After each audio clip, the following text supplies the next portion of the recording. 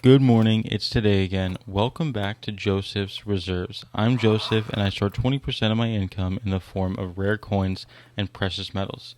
Today we actually have our first mail call. I got 2 letters in the mail and we're going to be opening them up and responding to questions within the letters or just having a quick response to the letter themselves.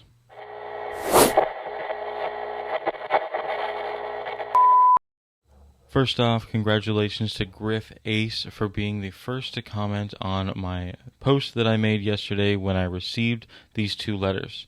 So let's get into it. I have here the 2 letters that I got from my mailbox. I don't want to share the information on the top left, so I'm going to cover that. But it looks like we got one letter from Pennsylvania and another from Mississippi. So let's see what's inside.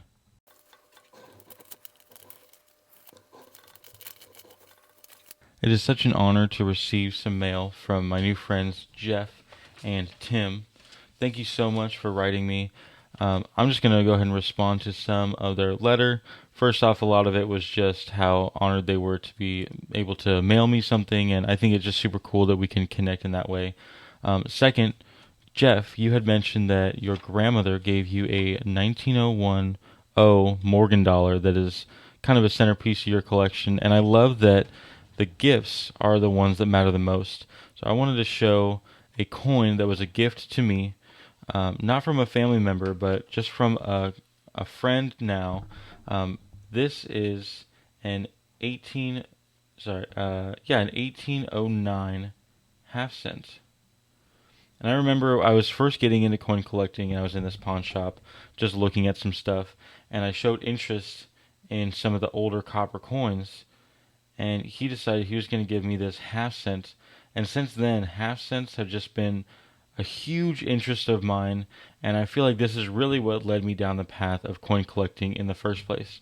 So if the owner of that pawn shop, Mark, you know who you are, thank you so much for this, and you really sparked something in me.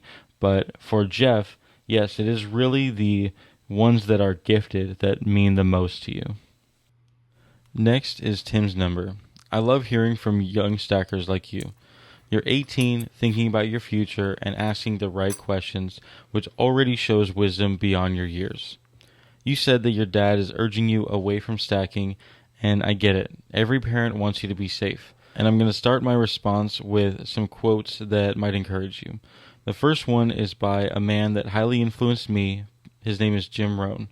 He said, "Life is risky. No one makes it out alive." And another one comes from the Bible. Ecclesiastes 11:2 reminds us to diversify. It says, "Invest in 7 virtues, yes, even 8. You do not know what disasters may come upon the land." Then later in verse 6, it says, "For you do not know which will succeed, either this or that, or whether both will do equally well." And while I'm not here to give you a sermon, that is some great advice. I do have some videos on this topic specifically, but start by assessing your own risk tolerance. And understand that your dad should have a different risk tolerance than you. It's normal to want more stability as you age. Think of your metals as a portfolio. Diversify. Silver, gold, maybe platinum, a little bit of copper if you want. Decide what ratio feels right for you. And based on the risk you can handle, adjust it over decades as that risk tolerance shifts. Right now, you said you have 21 ounces of silver and 5 grams of gold, and in value, that's 66% in silver and 33% in gold. That's the way that I suggest to look at it. How much value does each metal make up of your entire portfolio? And I'm not going to suggest that you're heavy in this way or light in this way. I'm not a financial advisor. I just want you to be thinking of it in value and not just in weight. You also asked about platinum and copper, like a buying guide, but unfortunately platinum and copper are different. The premiums and spreads are so high that there's really not a fixed buy this guide that I can give you. For platinum, it's about finding any deal that you can. And for copper, I'd suggest collecting the pre-1982 cents, and that's mostly what's worked for me, though it is getting tougher to find. And these strategies aren't really duplicatable advice, so this topic becomes very challenging to give overarching tips. Overall, I'd suggest at least trying to learn from some of your dad's advice. see what he invests in, and that can give you some clues about which guidance makes sense for you. Then decide your own mix and strategy. Just like you should collect income from many investments, you should collect wisdom from many teachers. Stacking is about building your own future, learning, and making smart choices. So keep asking the questions, keep learning, and carve your own path. You're on the start of an exciting journey, and the fact that you're thinking in this way already sets you apart.